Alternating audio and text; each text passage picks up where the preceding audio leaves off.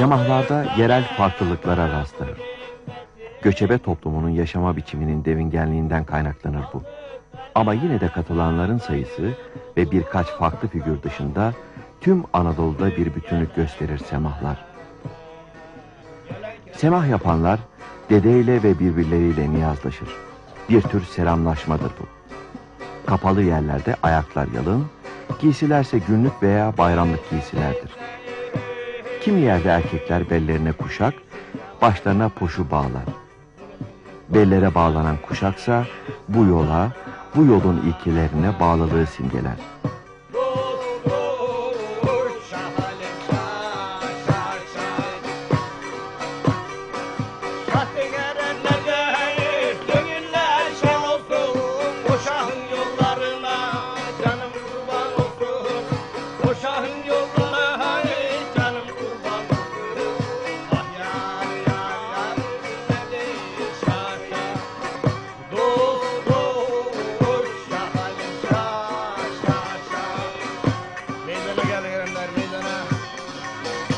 Allah Allah, la illallah, aliyyül veliyullah, mürşid-i kamillah, arifi billah, illa fettah, illa li zülfügar, sabahlarınız saf ola, günahlarınız af ola, sabahlarınız gırklar sabah ola, gerçeklerin demine, hı.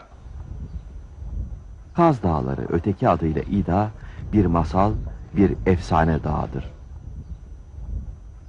Masal nerede biter, gerçek nerede başlar bilemezsiniz.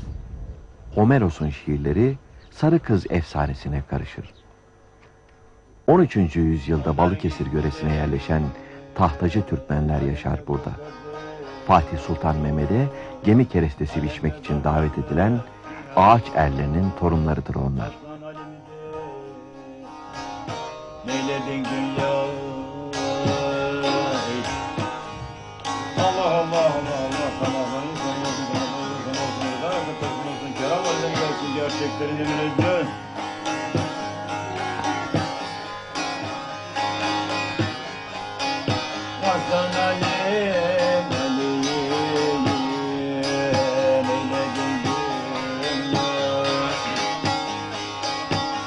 Baktım erenlerden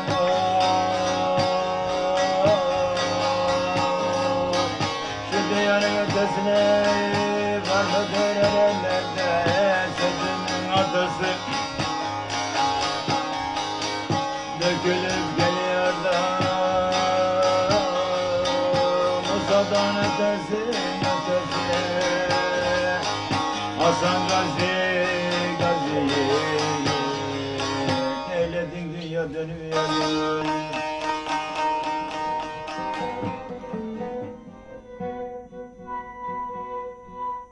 Yöreler değişse de amaç aynı, semah aynıdır. Belki gündelik yaşamları, giysileri, tavırları farklıdır. Ama semahları turna veya kırklardır.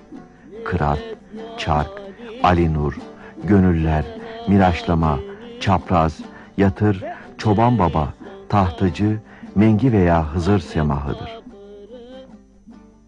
Hemen her yerde kadın erkek birlikte kalkar semaha.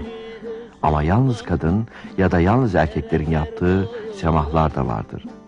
Ekrari mandam, ekrari mandam, dönmeyiz biz zafer, yolun aşkına. Allah Allah Allah, birin aşkına. Seymet Salgazi, birim alidir, Hidayet Kerem'den destur alidir. Birim dergahından Bektaş Velidir, Seyyid Vedat Gazi. Efendim medet, efendim medet, Allah Allah. Bismillahirrahmanirrahim, eyvallah. Hak Muhammed Ali divanında yolunda.